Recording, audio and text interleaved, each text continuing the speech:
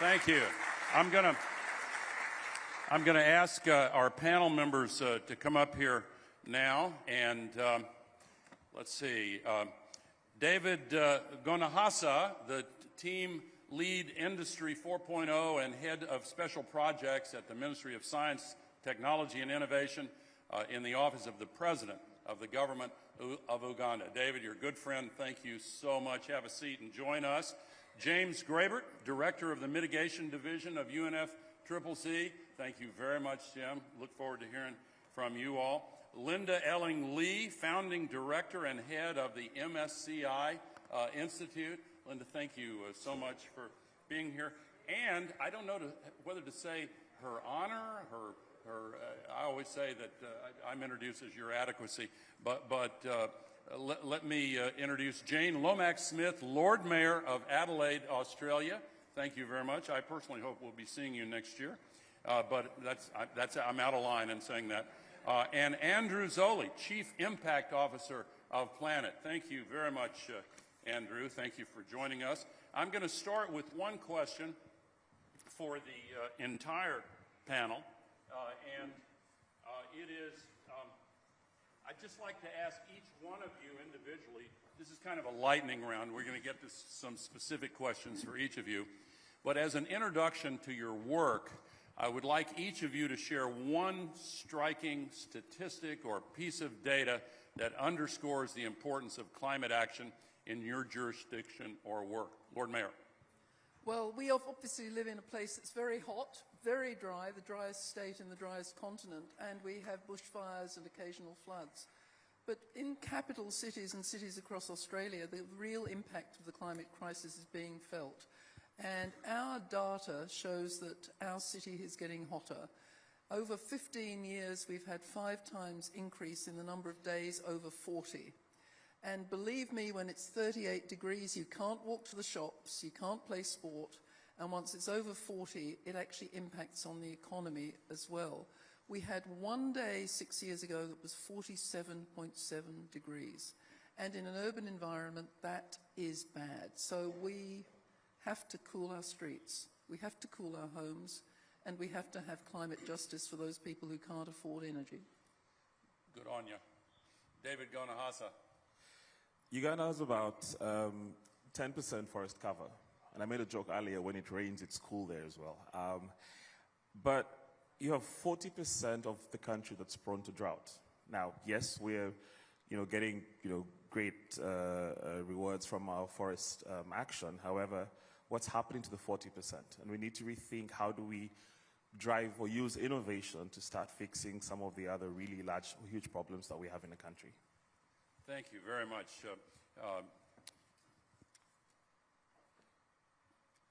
Let's go. Andrew Zoli, Chief Impact Officer of Planet. You use my mic. All right.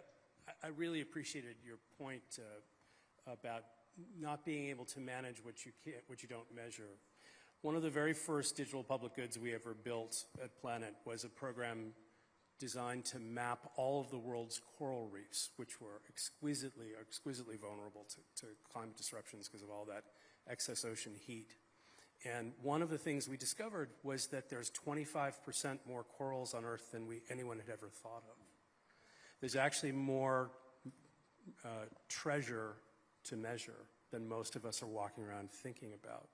And so that led to the creation of some 30 new marine protected areas around the world when we began to actually see what was there. So that mechanism, I think, is what's really exciting to us.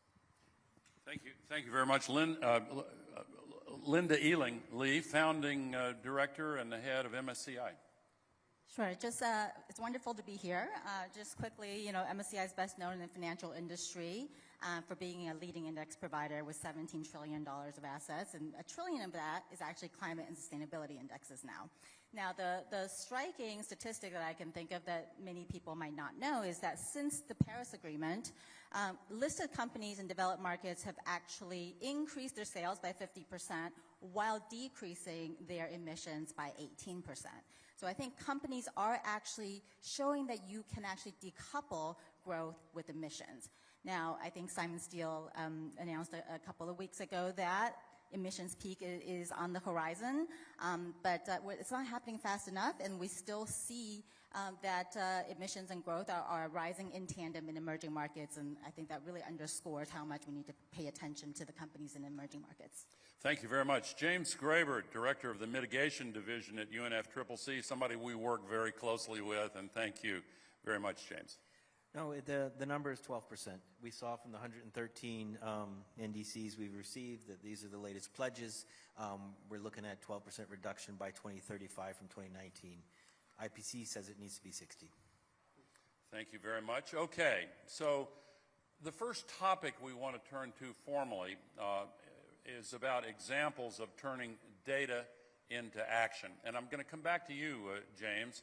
In what ways does a data-driven approach strengthen global climate governance, and how does it help parties meet their reporting and implementation commitments?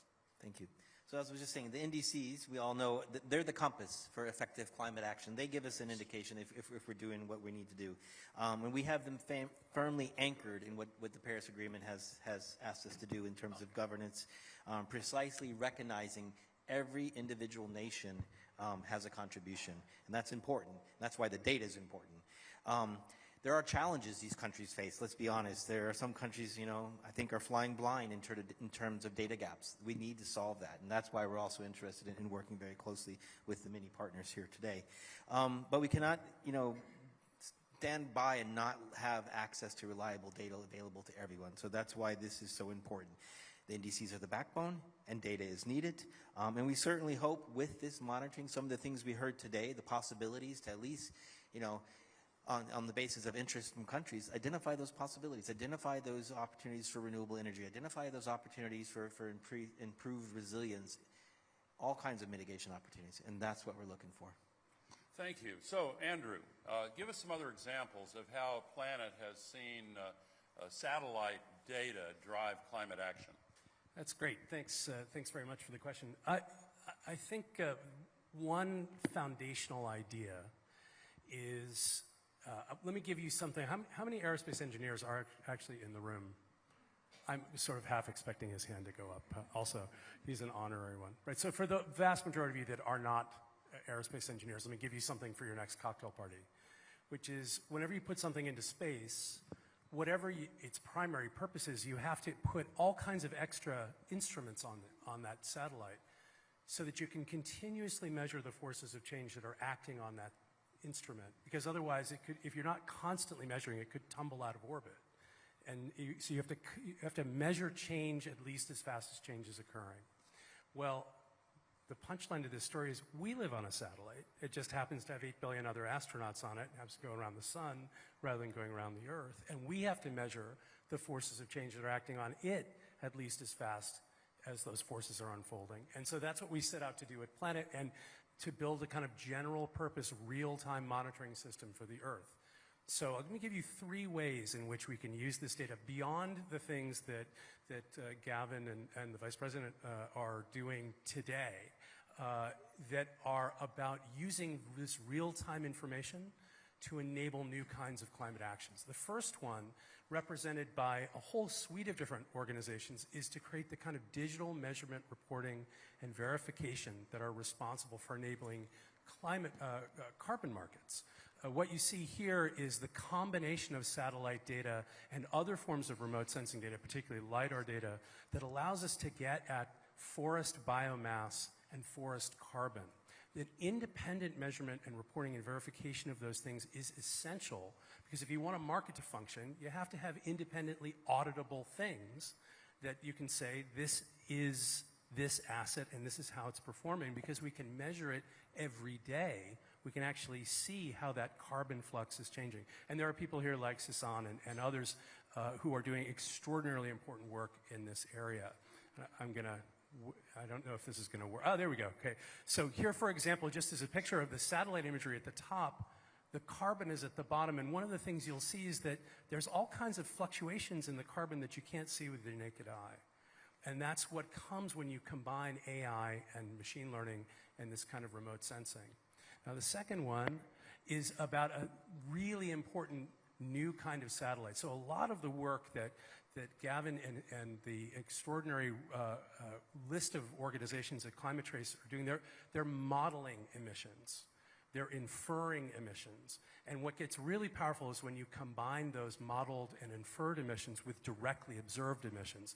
This is a new instrument that was privately, philanthropically financed, produced at a joint cooperation between Planet and the Jet Propulsion Laboratory at NASA and a whole suite of other extraordinary organizations, including RMI and others in the room, called Tanager, and it directly observes many different phenomena, but in particular methane emissions. Go to the next slide. So let me just show you what this looks like. What you see on the left there is a methane plume that's directly observed in the Permian Basin. And what you're seeing there is the optical satellite imagery around it tells you exactly what facility is being affected, where the leak is occurring. And this information, due to the extraordinary work of this group called Carbon Mapper, which is another core member of this coalition of actors, alerting the regulator, who in turn alerts the asset holder, says you have a leak, and 2 weeks later we come back and the leak is closed. So that is the direct mitigation of climate emissions in front of your eyes. And so it's proof positive that it's happening and proof positive that it's been eliminated. And if you go to, I'm going to just ask to go to the next slide, just in the state of California, since the CARB, the California Air Resources Board, got started, this is just the beginning. But they've already avoided some 18,000 cars worth of emissions on an annual basis, just from the leaks they've closed, and we're just at the very beginning of being able to do this. The last one, if we could go through, and this is, by the way, go to the Carbon Mapper website, it's really amazing, tons of methane plumes being integrated into the Climate Trace ecosystem as we speak. And go to the next one if you wouldn't mind. I just thought you'd like to see this. This is maybe, could you guys rerun that slide one more time? Deforestation deep in the Amazon. It's gonna flicker. What you're, maybe not gonna work on this slide, but what you'd see is you'd see the spread of deforestation spreading across. This is a couple of weeks of deforestation sped up to the point of a few seconds. And what you see right after the deforestation occurs are these little spider webs. And the little spider webs are the visual signal of the next round of deforestation that's about to occur. They're the illegal roads that go in before the next round of deforestation occurs. If you could go to the next slide. I'll just show you, we've been training AI to find all of those signals of deforestation and about to occur deforestation, incipient deforestation. And then with colleagues here in Brazil at an organization called AC1N built a tool, if you could go to the next slide, which finds every act of deforestation in the Brazilian Amazon on a weekly basis, and literally hundreds of thousands of users in hundreds of organizations are using this information right now, including and especially the Brazilian Federal Police. And I want to just tell you what they do with those alerts is they turn them into environmental interdiction warrants. And if you go to the last slide, this is the end. Here they are in the field blowing up the equipment that is responsible for deforestation. In fact, in the last 5 years, if you just scroll ahead to one more click, maybe, we've seen with this tool connecting real-time satellite information and AI to people on the ground taking action, some more than 400 enforcement actions. And this slide has a slight technical typo. It says 4.93 billion Brazilian real collected. It's actually 4.39 US dollars billion collected by the government in fines. And everywhere this tool has been used, it's been led, this is not our numbers, these are their numbers, to a 54% reduction in the rates of deforestation. So that's what it looks like when we actually connect those kinds of signals to real concrete actions on the ground. Thank you, Andrew, and our coalition, good job, good job. We're so fortunate at Climate Trace to be able to integrate this data along with the other data sets and the Carbon Mapper examples you showed. I want to give a shout out to Mike Bloomberg, who helps support that organization as well. So let's see. I want to go to you now, David, and hear more about Uganda. What specific sectors or adaptation priorities would benefit most from improved data infrastructure and planetary insights, and what forms of support would you expect from a technology consortium to make your NDC implementation more data-driven? So really across all our NDCs, you can't fix what you can't measure.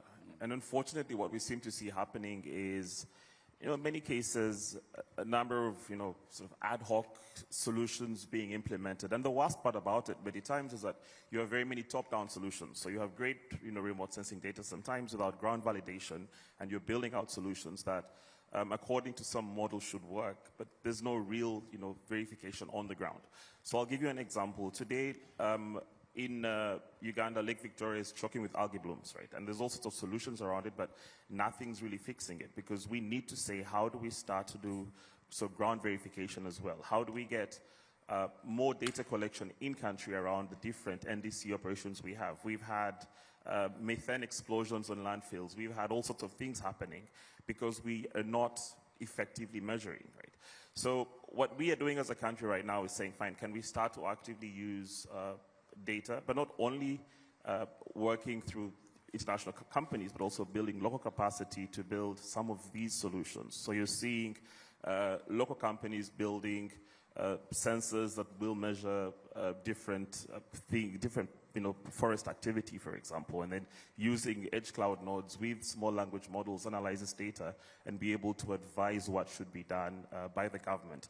So really around policy recommendations, but also challenge-based innovation. Can we actually say that based on the data we've collected, based on what we're seeing happening within these disaster-prone zones or these challenge areas, can we call or invite local innovators to begin to build solutions? Because I had a very good statement yesterday. It says something like, action is nothing without ownership. Right?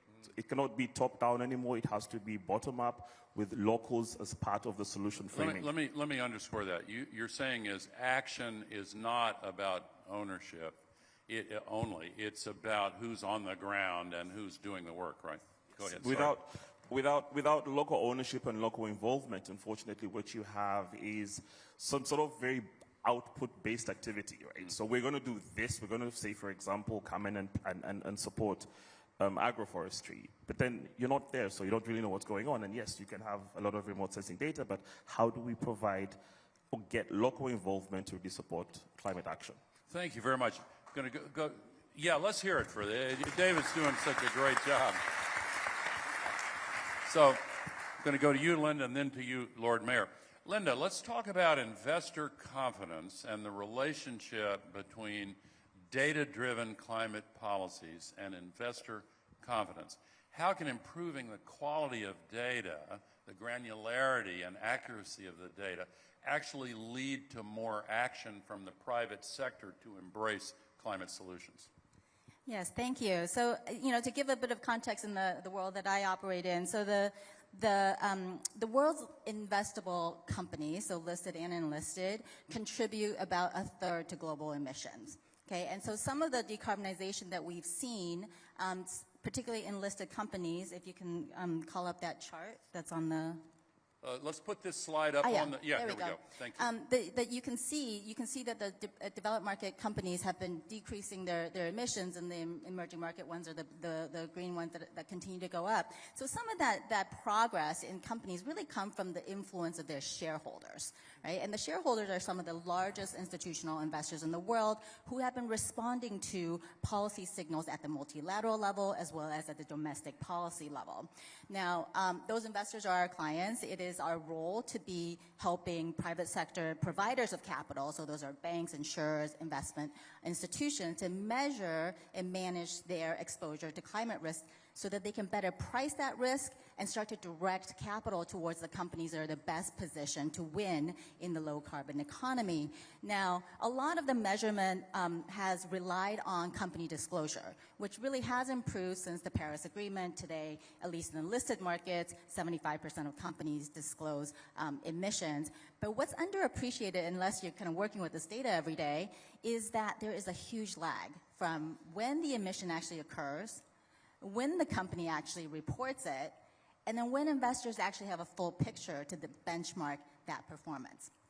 But we are, I think, on the cusp of a revolution, in transparency, and that comes in part from, on the one hand, Climate Trace and this real-time emissions data you just saw, which, congratulations, it's been amazing. And the other is actually linking that with MSCI's data where we're looking at the financial value of these assets to companies as well as to investors.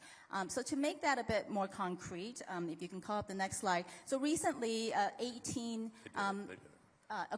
of the largest pension and sovereign wealth funds gave us their portfolios in order to look at the facility, to map the facilities that underlie the portfolio companies. What we identified was about 500,000 facilities that are linked to, that are owned by 11,000 companies that are in these portfolios. Now, we did this in order to actually assess their exposure to climate physical hazards. Many of the things that, Vice President, you were speaking of at the beginning, that is actually a great deal of concern to investors at the moment. But if you can imagine that every single one of these dots can be linked to Climate Trace real-time emissions data, then all of a sudden you're going to be able to have a live dynamic view of the emissions that are linked to these assets, but more importantly, how much they actually contribute in terms of the financial exposure that any company has, and particularly for investors that are invested in 11,000 companies, how much of that contributes to their portfolio value. So, I really do think that this is we're really very excited to be in this partnership with Climate Trace. I think that our aspiration is really to close this gap, in terms of the time lag that we're seeing so that we can get climate investments and performance linked much more closely together. Thank you so much. Lord Mayor, so we've been hearing a lot about the connection between data and policy, data and decisions. How do you connect both data and policy to the people in your city? And how, tell us about the needs of your city, the people that you represent, and how better data could help you improve the preparedness of Adelaide. Well, I think we're amongst friends. We all like science and facts. And one of the keys, I think, for policy and strategic development is making sure you have the data. One of the challenges for many politicians is they see a project and they want to start it without contemplating how you'll collect the data at the beginning. And I'm a great believer in having an intense period of planning so that you know what data to collect, so you can work out if it actually worked. You can't audit something if you haven't got the right measurements. So that's the first clue. The next is to actually democratize the information, and that might be publishing it to share with other organizations. But it's also explaining why you're spending an extraordinary amount of money intervening. In our state, we've already made our energy transition. We're at 75%. We'll get to 100% within about 5 years. So we're dealing with remediation and adaptation, and that's very, very costly. And in order to do that, we have to explain to the community why we're obsessed with data like diurnal heat maps, why we're putting trees in particular streets, because we want the temperature to go down at night so we don't kill our residents. But we also have to have an argument and a discussion about it not just being people in a particular suburb or residential area that need trees, but to explain that unless we actually can deal with the sports facilities, the community facilities, the volunteering, our civil society will be damaged by temperature. And then we have to explain also to our business and our property owners that spending vast sums of money, and it's expensive to put trees on streets, is essential to save their businesses. And we do that with our data. We have a data set, and I'm really jealous. I'd like to have Trace, but our data sets is up almost 500 collections of data, which is about buildings, maintenance, wires, pipes. And we can not just plot where the temperatures are too hot, but we can ramp up the temperature dial and say how far you can walk on a day that's 38, 42, 45, and work out where the infrastructure has to go to make our cities viable. So democratizing the data, explaining what you're doing, and ensuring everybody knows that as a local government we're spending money to make sure our city is resilient. We're future-proofing our city, because otherwise we're in big trouble. Thank you very much. And you said you'd love to have climate trace data. Here, you have it. It's free of charge, climatetrace.org, and we will work with you if you request it to do an action plan for the city of Adelaide and your surrounding area, if you wish. Okay, we only have one more topic to explore, challenges in addressing, challenges to address and opportunities to embrace. Decisions about climate finance should be and often are data-driven, but often they don't take certain important factors into account. I'm going to ask each one of you on this panel, what do you think is undervalued in climate finance decision-making, or what data is missing from these conversations? David, would you lead off on that one? What's missing in Uganda, because I can speak for Uganda only, and I think it's just local inclusion, right? I feel like many of the initiatives are not exactly inclusive, and the local communities are not part of the process. And I think if that's done, we should see a lot more success. But also, how do we get a lot of the solutions framing to be really data-driven? How do we get the cities? How do we get the ministries of environment to be directly utilizing data to make the decisions that they'd like to make or the solutions they'd like to build?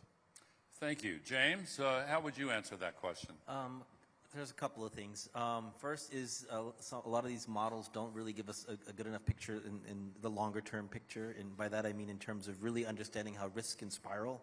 I know Linda talked to trying to capture those risks in the financial, but they do spiral and they go from one thing to the next, and our models aren't capturing that in the financial sense. The other thing is the role of nature. I don't think our financial models are really taking into account the role of nature and the value, and also the cost of not valuing it. And then finally, it's important that we look at, instead of just the easy things to count, like how many solar panels, what about the more difficult things to count, like the systemic changes that come about, and calculate that in determining where the finance flows. So that's where the improvements are needed. If we were to do all of that, better risk in terms of calculating the risk, understanding the value of nature when we're making our financial decisions, and rethinking how we measure the impact, I think there's a lot of room for improvement. Great, good to know. Linda, what's your answer to the same question? Sure. I think what's undervalued so far has been where geographically actual risk and opportunities lie. I think that, in the financial sector, we talk a lot about climate metrics and then transition metrics, but increasingly it's location that actually drives financial outcomes. And that's not just the physical risk that we're talking about, but actually the policy landscape. So I think that at the national level, at the subnational level, there's a lot of policy changes, and it really matters in terms of driving financial outcomes. So if you have, two factories with producing the same things, same emissions, they actually have very different transition costs and transition opportunities depending on the siting of that jurisdiction and whether that's tightening carbon rules, or there are going to be clean tech subsidies or trade policies that will kind of determine the outcome financially. So I think that, a lot of investors are really demanding that both sides of the story to the location, which is not just the physical exposures, but also the policy environment surrounding that particular physical location. Great, thank you. Lord Mayor, you are also kind of representing the C40 here. And I want to ask you the same kind of question, but what sectors or adaptation priorities would benefit most from improved data? Well, I think that we all are into the adaptation around stormwater and heat resilience. And I think that we keep saying, and one of the glories of this presidency has been that we've identified the role of subnational governments. And I keep saying we've got boots on the ground, we've got shovels ready, and we can do things. And having the data that can give outcomes and feed it up to our national bodies so that they can show that they've made their targets would be a great achievement for all of us. And it would help our national governments, and it would allow people to tell the stories. Because one of the challenges we have at the moment is that there's a degree of misinformation, and people are being convinced that renewables are not stable, that they're too expensive. And I think the stories have to be told about how certain areas have done things that have been magical, businesses have invested and had a profit, and at the end of the day, finance has to go to where there's profitability. And telling the stories is really important, and we all have a role in telling those stories constantly so that we can counteract what is beginning to unnerve some of our friends. And we can't afford to be unnerved by misinformation, bots, and general nonsense that's on the internet. It's a really important moment for us to support finance, support governments, and support our politicians who are doing the right thing. Yeah, good for you. And I want to, for this and many other things, express my admiration for President Lula, who has described this summit as a truth summit. There is such an asymmetry in the information strategies of the climate deniers and the climate delayers. We just heard from one of those a couple of weeks ago, and the climate advocates. Because these bots, you mentioned the bots that spread all of this misinformation. It is shocking how publics around the world have been inundated with highly inaccurate, misleading information, and much of it financed by fossil fuel polluters who are trying to extend their business plans for as long as they possibly can before the inevitable transition takes hold. May I say there is an irony, though, because I have yet to meet anyone anywhere in the world that wants to be in a polluted world with loss of animals and extinctions and dirty rivers, ugly, dirty beaches with plastic on them. Everybody wants to be in a clean planet that survives. And maybe we need to be better at explaining that this is not just about something abstract, which is electrification. We need to explain to everybody that what we're doing is protecting the environment. And I think that's been lost when we talk about even clean energy. Yeah, I agree, of course, but some people don't seem to understand the risks that we're facing. And there was a great author in the United States a little more than 100 years ago who said it's difficult to get a man to understand something if his income depends upon him not understanding it. So, Andrew, same question. What sectors or adaptation priorities would benefit most from improved data? You're the impact officer. You need to be, you know this answer. Okay, well, one thing that might be worth noting is that's not just a question of, it's a great question. It's not just a question about where the opportunities to add are. The reality is that right now, a big part of the fight has moved to actors who are trying to make the world's information services go dark. They're actually turning off public systems. So we are fighting a rearguard action. But I actually think that in the long term, that effort is going to be wildly unsuccessful. The reality is that the physics of the planet, the most important technological wave in a century, and the vast will of the global populace all move us in the right direction. So you know, if you live in my world, the cost, quality, availability, relevance, recency, every one of the metrics around data is moving not just in the right direction, but it is moving in an accelerated way in the right direction. It's getting faster, cheaper, better. All of those things are true. What's not happening is the absorptive capacity of governments and institutions to utilize that data, the cultural change that's required, the political change that says we're going to become data-driven decision makers as opposed to, like, we're going to figure out how to integrate data into the gestalt of making political decisions. So the curves are all moving like this, and the absorptive capacity is moving like this. Now, the one thing I will say is that the AI revolution promises to make all of this data wildly more useful by raising the basement level, by making it, you know, for instance,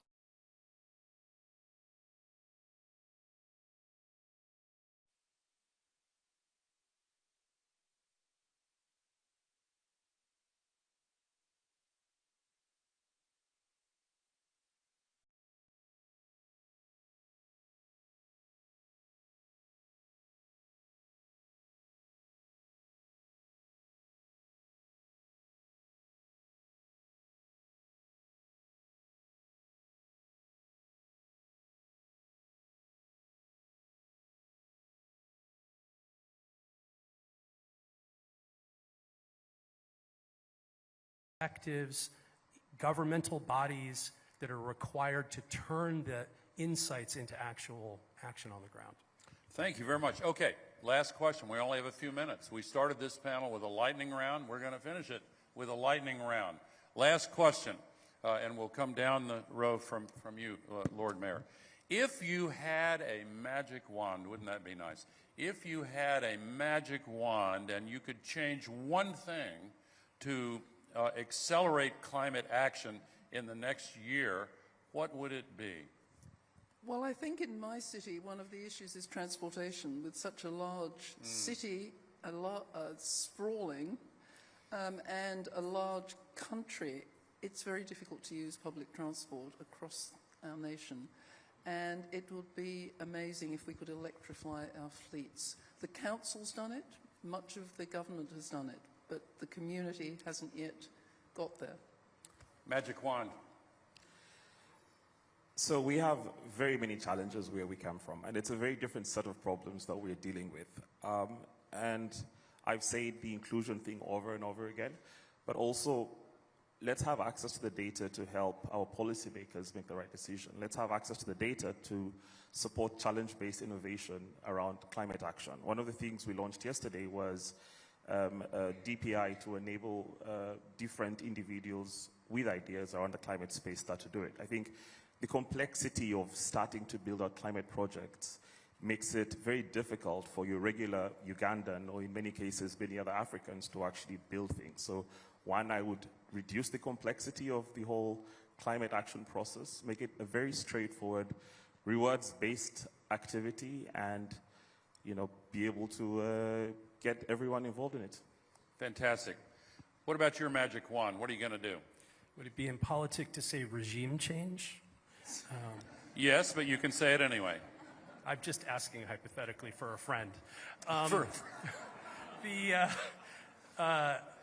Here's what I will tell you. I want to say those Tanager satellites that are hyperspectrally imaging those methane plumes, they cost a tiny fraction of what a traditional satellite costs, and they were all entirely privately philanthropically funded by colleagues, including Mike Bloomberg, as you mentioned, Vice President Gore.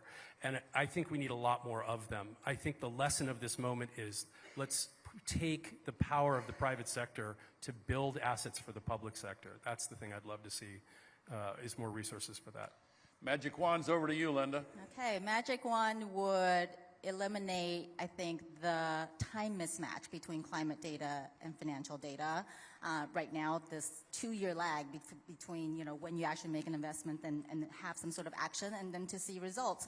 I think that if policymakers and investors could see emissions impact and investment impact in sync, the way you would see market prices and interest rates, I think that would actually really significantly change how climate capital is deployed. So immediate accountability that will really create, I think, a positive feedback loop for climate investments and action. Great. James, what would you do with your magic wand? Place the best tools and the most advanced capabilities in the hands of the developing countries, and as Andrew said, and the capacity to use them. And that's exactly why we reached out to Climate Trace, Planet, and other partners to launch this consortium to really do that. And again, thanks to Uganda for stepping up to be our first pilot country.